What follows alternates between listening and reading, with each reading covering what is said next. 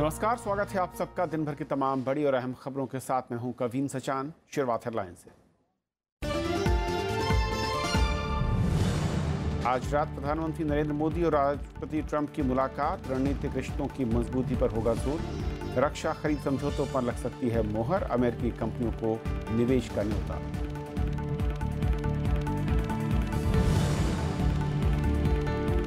महाराष्ट्र के किसान संगठनों ने कर्ज माफी योजना को किया खारिज। 1.5 लाख तक की सीमा को बताया नाकाफी। 9 जुलाई से आंदोलन की चेतावनी।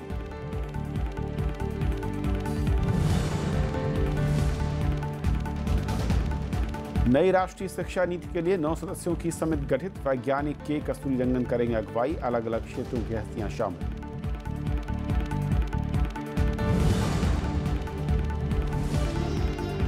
जम्मू कश्मीर में 1 जुलाई से लागू हो जीएसटी। वित्त मंत्री ने मुख्यमंत्री को लिखी चिट्ठी, कहा लागू नहीं होने से राज्य में बढ़ेगी महंगाई।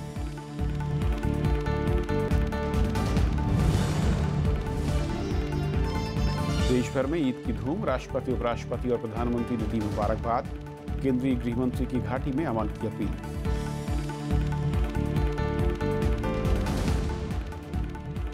और आइए देखते हैं पहली खबर।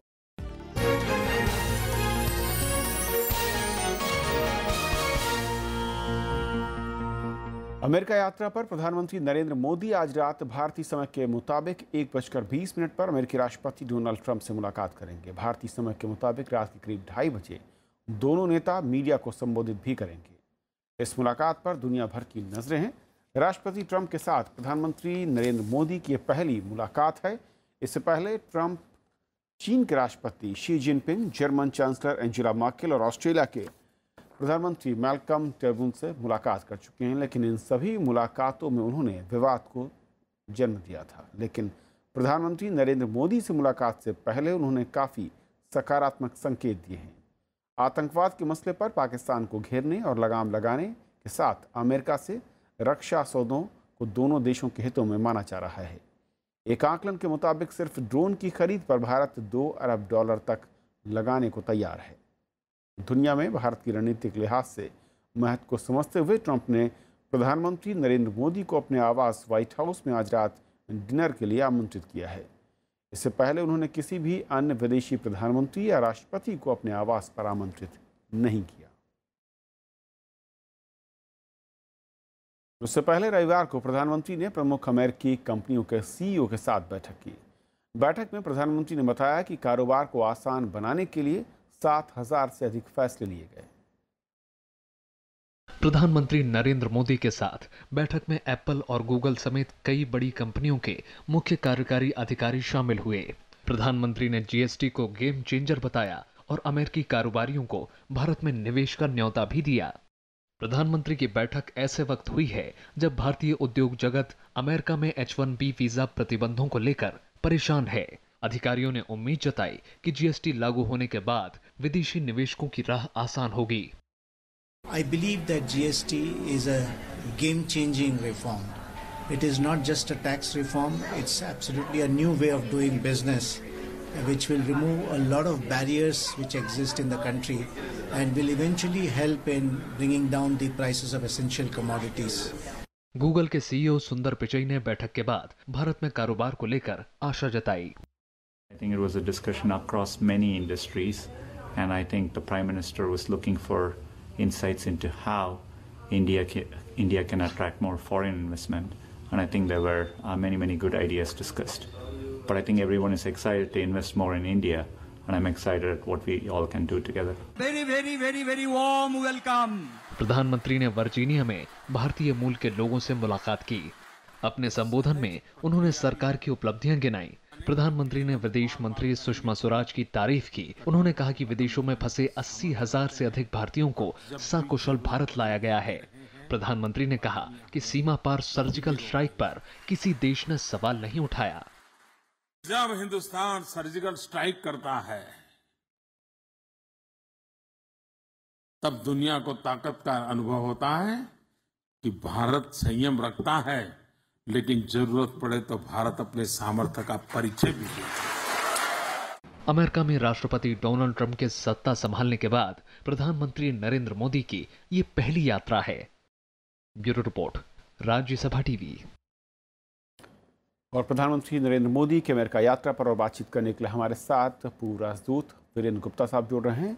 वीरेंद्र जी, स्वागत है आपका। सबसे पहले तो जिस तरीके से उन्होंने तमाम सीईओज के साथ बैठक की और साफ तौर पर मैं कहूं कि एक पिच तैयार की निवेश के लिए कि आप आइए देश में और निवेश कीजिए, कैसे आप देखते हैं? और इस वक्त जो एटमॉस्फेयर है वर्ल्ड इकोनॉमी का, उस लिहाज से भारत के लिए जो उम्मीदें हैं निवेशकों के लिहाज से, वो कितनी मजबूत दावेदारी है? जो प्रधानमंत्री मोदी जी की जो मीटिंग हुई सीईओज के साथ में, ये बहुत ही महत्वपूर्ण प्रोग्राम है उनकी विजिट का। और मोदी जी बड़े रिसेप्टिव हैं, तो ये कंस्ट्रक्टिव स्पिरिट में मीटिंग करते हैं और जो भी सजेशंस हैं उसको सीरियसली देखेंगे। कुछ इन्वेस्टमेंट क्लाइमेट के बारे में जो अगर टैंजिबल प्रैक्टिकल आइडियाज़ हैं तो उसको और ठीक ठाक किया जाएगा। महत्वपूर्ण बात यह है कि जो इन्वेस्टमेंट क्लाइमेट है उसको हम धीरे धीरे प्रोग्रेसिवली स्ट्रीमलाइन कर रहे हैं। जीएसटी की बात हुई है, तो ये कहना तो मुझे नहीं मालूम कि प्राइसेस चीज़ों की कम होंगी, बट सर्टनली जो सब लोग कह रहे हैं कि बड़ा स्ट्रीमलाइन हो जाएगा टैक्स स्ट्रक्चर। और उससे जो है, आज ही मैं कोई मैन्युफैक्चरर से बात कर रहा था, वो कह रहा था कि शॉर्ट टर्म में अगर दाम बढ़ेंगे भी, लेकिन लॉन्ग टर्म में सबको बहुत फायदा होगा। तो इन्वेस्टर्स को और जो मैन्युफैक्चरिंग सेक्टर में आना चाहते हैं, जैसे कि प्रधानमंत्री जी का इस पे जोर है कि मेक इन इंडिया होना चाहिए, तो आगे चल के हमारे यहाँ मैन्युफैक्चरिंग सेक्टर के लिए जो क्लाइमेट है वो बहुत अच्छी होगी। और देखिए, अमेरिकन के पास पैसा है, इन्वेस्टमेंट के लिए सरप्लस कैपिटल है, and they are looking for places to invest. And I believe that India बहुत अच्छी एक जगह है जहां पर विदेशी निवेश हो सकता है और जिससे उनको अच्छा रिटर्न मिलेगा। सेफ इन्वेस्टमेंट है, हमारे यहाँ रूल ऑफ लॉ है, कुछ अगर गड़बड़ी हो जाए तो कोर्ट में जा सकता है। ऐसे मैं देशों का नाम नहीं लेना चाहता, जैसे आप समझ लें चीन का ही समझ लें, तो चीन में व्यवस्था जो है वो पूरे तरीके से ओपन और डेमोक्रेटिक नहीं है। जी जी। तो इस वजह से इंडिया को बहुत फायदा है इमर्जिंग मार्केट और व्यापार के लिहाज से इमर्जिंग इकोनॉमीज में जी, इंडिया का अपना जो है वो स्थान है जो इस तेजी के साथ बढ़ा है। मैं आंकड़े देख रहा था, 2000 तक करीब 19 अरब डॉलर, 2016 में आकर ये 115 अरब डॉलर पहुंच गया। इस व्यापारिक जो मैं कहूं कि एक दुनिया है, उसमें भारत और अमेरिका के बीच में ये जो यात्रा है वो किस तरीके से आप देख रहे हैं? क्या बड़े सेक्टर हैं जहां पर दोनों देश आगे बढ़ेंगे? देखिए, व्यापार जो है सिर्फ वॉल्यूम में नहीं जोड़ा जाता है। वैसे तो चाइना हमारा इंडिया का नंबर 1 ट्रेडिंग पार्टनर है, लेकिन आप उस ट्रेड के स्ट्रक्चर को देखिए। हम जो है करीब $60 बिलियन का इंपोर्ट करते हैं और भेज पाते हैं सिर्फ $10 बिलियन। और जो भेज रहे हैं वो भी खासकर प्राइमरी कमोडिटीज है। अब अमेरिका का स्ट्रक्चर देखिए, तो अमेरिका में इंडिया का एक्सपोर्ट ज्यादा है, इंडिया का ट्रेड सरप्लस है, और उसके साथ साथ अगर सर्विसेज भी जोड़ दें तो इंडिया का trade surplus, trade and services goods पे बहुत ज्यादा सरप्लस है। Quality of export, quality of trade, जो इंडिया के लिए बहुत फायदे की चीज है। इंडिया में जॉब्स क्रिएट होते हैं, इंडिया में टेक्नोलॉजी ट्रांसफर होता है। ये अमेरिका से, तो मैं समझता हूं कि मैं वॉल्यूम्स में नहीं जाता, मैं तो ये कहूंगा कि इंडिया का अहम नंबर 1 ट्रेडिंग पार्टनर इस वक्त में, क्वालिटी को देखा जाए, क्वांटिटी को देखा जाए, तो अमेरिका है। और जो मुलाकात आज देर रात होगी उसमें एक बड़ी उम्मीद जो वीज़ा नियमों को लेकर है भारत की, जिसकी आपत्ति पहले भी जताई गई है, किस तरीके से आप देखते हैं? और भारत बाजार के लिहाज से एक बड़ा है, अमेरिका के लिए डिफेंस के लिए बड़ी डील्स की उम्मीद हो रही है, तो कितना दबाव आपको लगता है कि हम डाल पाएंगे? देखिए, आपने H1B वीज़ा की बात करी, मुझे मालूम है कि सब लोग इसके बारे में सवाल उठा रहे हैं, लेकिन ये बहुत हाइप्ड अप है। मेरे हिसाब से कोई खास बड़ा मुद्दा नहीं है। पहली बात तो जो हमारे इंडियन स्टूडेंट्स हैं जो अमेरिका पढ़ने जाते हैं, फिर वहाँ पे नौकरी शुरू कर देते हैं, या इंडिया में जो पढ़ रहे हैं IT प्रोफेशनल्स, वो हमेशा ये देखते हैं कि मुझको बाहर कैसे नौकरी मिल जाए। तो मैं पर्सनल तौर पर बहुत ज़्यादा परेशान नहीं होऊंगा कि अगर इंडियन आदमी को, इंडियन बच्चों को अमेरिका में नौकरी के लिए उतनी सुविधा नहीं मिले, तो उससे शायद हमें इंडिया को फायदा ही होगा। क्योंकि आजकल क्या हो रहा है कि ब्रेन ड्रेन हो रही है और इंडिया में आईटी प्रोफेशनल्स अच्छे रहे नहीं हैं। इससे हमारे देश को लॉन्ग टर्म में, मीडियम टर्म में बहुत नुकसान हो रहा है। तो अगर कुछ ऐसी व्यवस्था हो कि जो इंडियन आईटी प्रोफेशनल्स हिंदुस्तान में रुक जाएं, हिंदुस्तान की तरक्की के लिए यहाँ पर जो है वो रिसर्च एंड डेवलपमेंट में कंट्रीब्यूट करें, हमारी जो आईटी कंपनीज का जो काम इंडिया में हो रहा है उसमें अगर बढ़ोतरी करें, तो इंडिया की तरक्की लॉन्ग टर्म में ज्यादा होगी। अच्छा, दूसरी बात हुई जो इंडियन कंपनीज हैं, जैसे इन्फोसिस है, विप्रो है। आप शायद ने देखा होगा कि कुछ बड़ी बड़ी इंडियन कंपनीज ने ऑलरेडी कहा है कि कोई ऐसा बड़ा इशू नहीं है जी। सिक्का साहब ने, इन्फोसिस के जो सीईओ हैं, उन्होंने ऐसा बोला है। तो इशू क्या है कि अमेरिकन मार्केट में इंडियन आईटी कंपनीज हैं, साथ में अमेरिकन आईटी कंपनीज हैं, साथ में और भी देशों की कंपनीज हैं और सब compete करते हैं।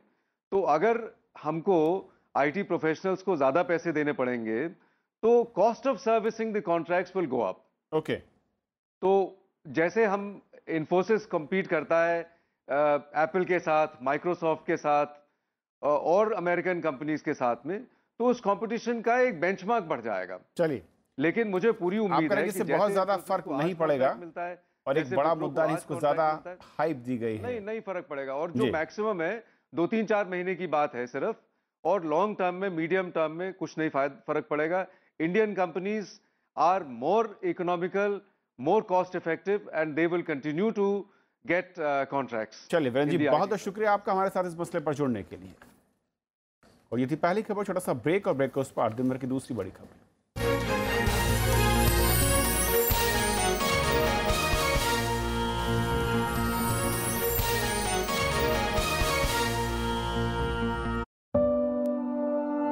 मुझ पर इतना जुल्म नहीं था मुझको इल्म। मुझे मेरा इंसाफ चाहिए,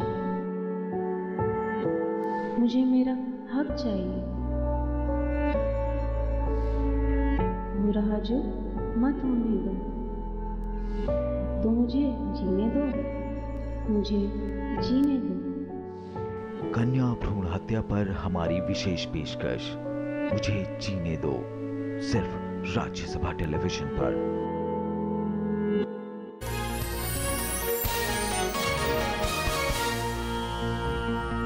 महाराष्ट्र सरकार की कर्ज माफी योजना को किसान संगठनों ने ठुकरा दिया है। वो कर्ज माफी के लिए लाख रुपए की सीमा से नाराज हैं। उनकी मांग है कि किसानों का पूरा कर्ज माफ किया जाए। किसान नेताओं ने कहा कि उनकी मांगें नहीं मानी गई तो वो फिर से आंदोलन शुरू कर देंगे। उधर मध्य प्रदेश समेत कई राज्यों में किसानों की आत्महत्या की घटनाएं सामने आई। महाराष्ट्र सरकार के कर्ज माफी योजना के विरोध में कई किसान संगठन उतर आए हैं। उनका कहना है कि कर्ज माफी के लिए 1.5 लाख रुपए तक की सीमा रहने से किसानों को इसका फायदा नहीं मिल पाएगा। किसान संगठनों ने 9 जुलाई से राज्यव्यापी आंदोलन का ऐलान किया है।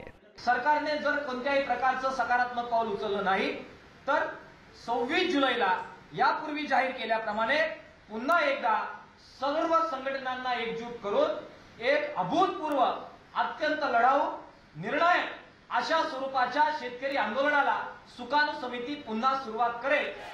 किसान संगठनों का दावा है कि सूबे में लाखों किसान 1.5 लाख रुपए से ज्यादा के कर्ज में डूबे हैं, जो करीब 80,000 करोड़ रुपए है।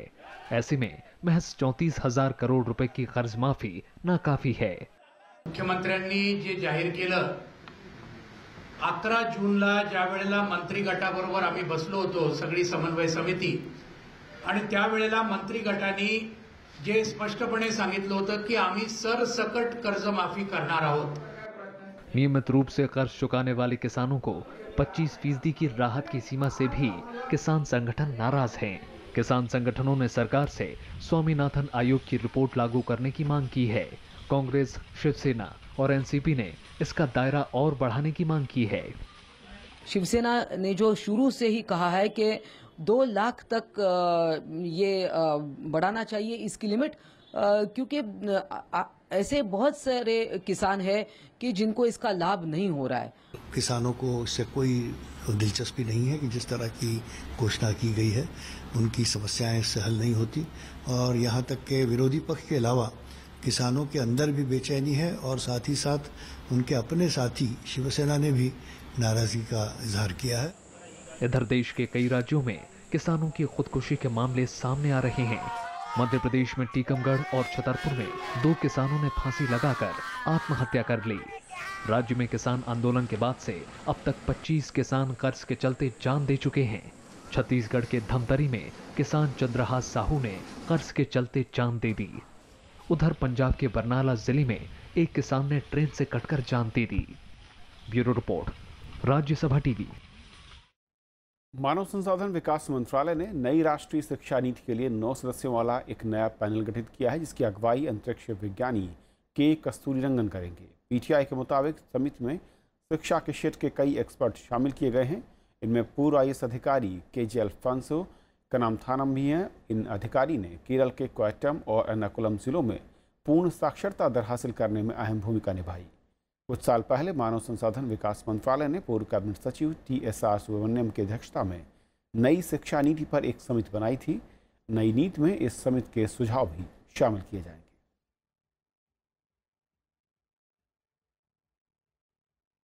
1 जुलाई से जम्मू कश्मीर में GST लागू करने को लेकर वित्त मंत्री अरुण जेटली ने मुख्यमंत्री महबूबा मुफ्ती को चिट्ठी लिखी है, जिसमें वित्त मंत्री ने कहा है कि अगर ऐसा नहीं होता तो फिर इसका राज्य की अर्थव्यवस्था पर बुरा असर पड़ेगा। सामान की कीमत में इजाफा होगा, उद्योगों को नुकसान उठाना पड़ेगा। वित्त मंत्री ने कहा कि 1 जुलाई से राज्य में GST लागू न होने पर उसे IGST का लाभ नहीं मिल पाएगा। जम्मू कश्मीर को छोड़कर सभी राज्यों ने GST विधेयक को मंजूरी दे दी है। GST में कपड़ों पर 5% कर लगाने के विरोध में कपड़ा व्यापारियों ने मंगलवार से 72 घंटे के भारत बंद का ऐलान किया है। व्यापारियों की मांग है कि सरकार कपड़ा व्यापार पर लगाए जाने वाले कर को वापस ले और तैयारी के लिए उन्हें कुछ और वक्त दे। 1 जुलाई से GST लागू होने को लेकर देश भर के व्यापारी असमंजस में हैं। दिल्ली के चांदनी चौक में 50 सालों से कपड़ों की दुकान चलाने वाले गुरदीप सिंह भी उनमें से एक हैं। उनका कहना है कि वे दुकान का हिसाब किताब हाथ से करते आए हैं, लेकिन अब GST के नियमों ने उनकी मुश्किल बढ़ा दी है। वो जो फॉर्मेलिटी सबसे बड़ी वो तो उन्होंने लिख के दे रखा है कि ये जमा कराना पड़ेगा, ये करना पड़ेगा। ये हम लोग जो है पुराने आदमी हैं, इसमें मोबाइल नंबर फीड नहीं कर पाते हैं, तो कंप्यूटर या मोबाइल कहाँ से चलाए। मैं 25,000 महीना कमाता हूँ, वो 30,000 का एक आदमी रखूँगा यहाँ पर उसको सर्कुलेट करने के लिए, मैं कहाँ से अफोर्ड करूँगा उसको। ऐसी ही आशंका चांदनी चौक के कई और व्यापारियों की है। उनका कहना है कि कपड़ों पर 5% टैक्स से उनके व्यापार में काफी गिरावट आएगी। दुकानदारों की दलील है कि सरकार ने उन्हें तैयारी के लिए बहुत कम समय दिया है। इट्स बीन ओनली 15 डेज जब ये रूल पास हुआ है, और हमारे पास 15 डेज का टाइम काफ़ी नहीं है, क्योंकि मोर देन 25 करोड़ पीपल जो हैं वो इस ट्रेड के अंदर जुड़े हुए हैं। इतने सारे लोगों को इतना सारा काम करने के लिए इतना कम टाइम नहीं है, काफ़ी नहीं है। दिल्ली हिंदुस्तानी मर्चेंटाइल एसोसिएशन के अध्यक्ष अरुण सिंघानिया का कहना है कि GST लागू होने से छोटे कपड़ा व्यापारियों का धंधा ठप हो सकता है। ये व्यापारियों के हाथ से निकल के बड़ी कॉरपोरेट कंपनियों के पास चला जाएगा। मुझे लगता है गवर्नमेंट की इच्छा भी यही है कि हम निकल जाएं इसमें से। इसके विरोध में दिल्ली के भी कपड़ा व्यापारी मंगलवार से 72 घंटे के बंद का ऐलान कर चुके हैं। वे अपनी दुकानें और कारोबार बंद रखेंगे। GST में सूती कपड़ों, धागों और फैब्रिक पर 5% कर लगाया गया है। वही सिंथेटिक फाइबर और सिंथेटिक धागे पर 18% की दर से कर लगाया गया है।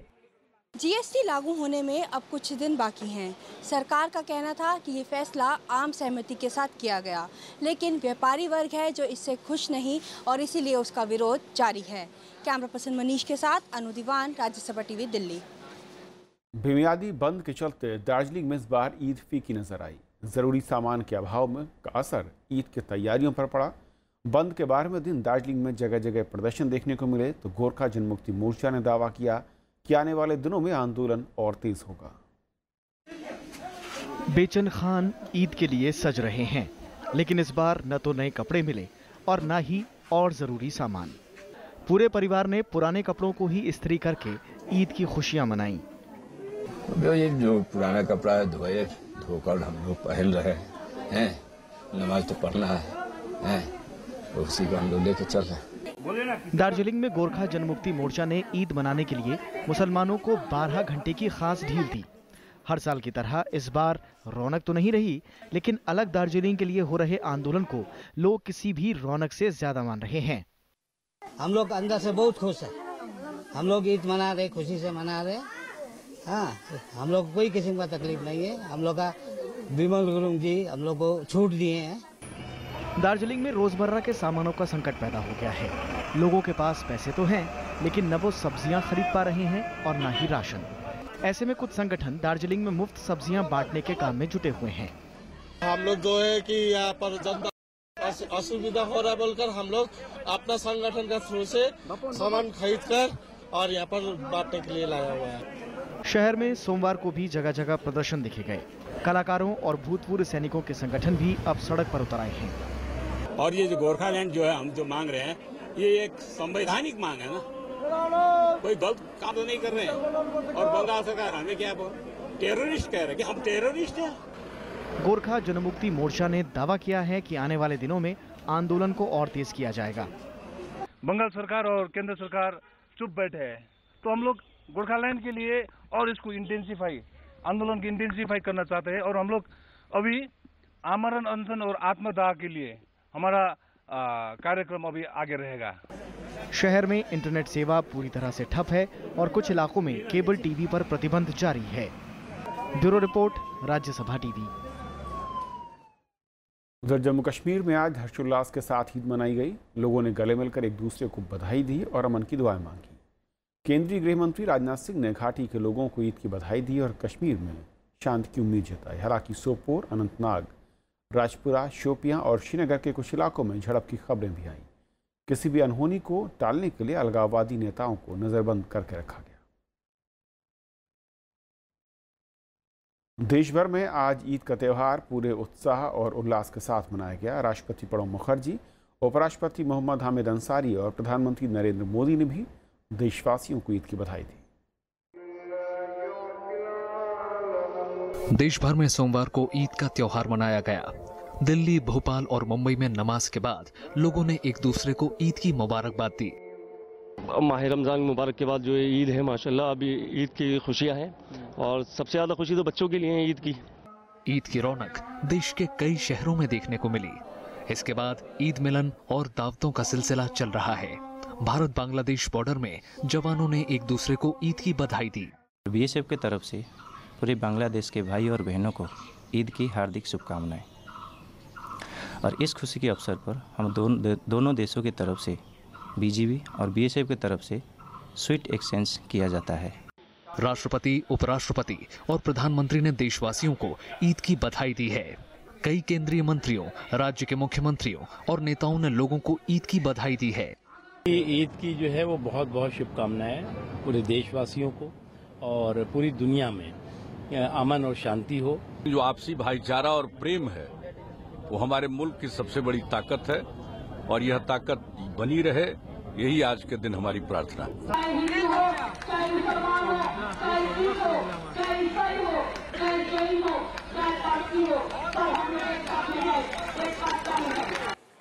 ईद को लेकर बाजारों में भी रौनक है। ईद के लिए खास तौर पर बनने वाली सेवइयां की महक चारों तरफ बिखरी पड़ी है। वहीं लोग एक दूसरे को ईदी भी दे रहे हैं। हर भाई के पास जाएंगे, घर घर सेवइयां पिएंगे और सभी को दुआ और मखरी मानेंगे। 30 दिन तक रोजा रखने और इबादत के बाद ईद के त्योहार पर लोग खुशियों से भर जाते हैं। रमजान महीने के खत्म होने पर यह त्योहार देश समेत दुनिया भर में मनाया जाता है। Bureau report, Rajya Sabha TV. Rajya Sabha TV की पहली फीचर फिल्म राग देश का टीजर रिलीज कर दिया गया है। यह फिल्म लाल किले में चले आज़ाद हिंद फौज के मुकदमे की कहानी है। फिल्म के प्रोड्यूसर राज्यसभा टीवी के सीईओ गुरदीप सिंह सप्पल हैं। फिल्म का निर्देशन राष्ट्रीय फिल्म पुरस्कार से सम्मानित निर्देशक तिमांशु धूलिया ने किया है। टीजर राज्यसभा टीवी के YouTube channel, Facebook page, Twitter और वेबसाइट पर देख सकते हैं। फिल्म का ट्रेलर 19 जून को संसद भवन से रिलीज होगा, जबकि फिल्म 28 जुलाई को देश भर के 800 से ज्यादा सिनेमाघरों में रिलीज होगी। मेरे दोस्तों, आजादी चाहिए तो उसकी कीमत खून दे के चुकानी होगी। तुम मुझे खून दो, मैं तुम्हें आजादी दूंगा।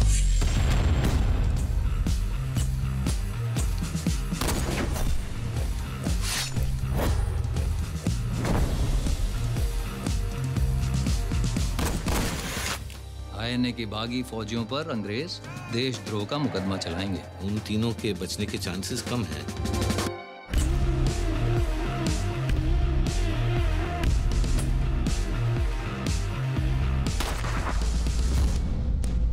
This trial and its judgment will be remembered throughout history.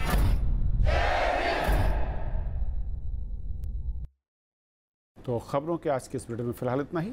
नमस्कार।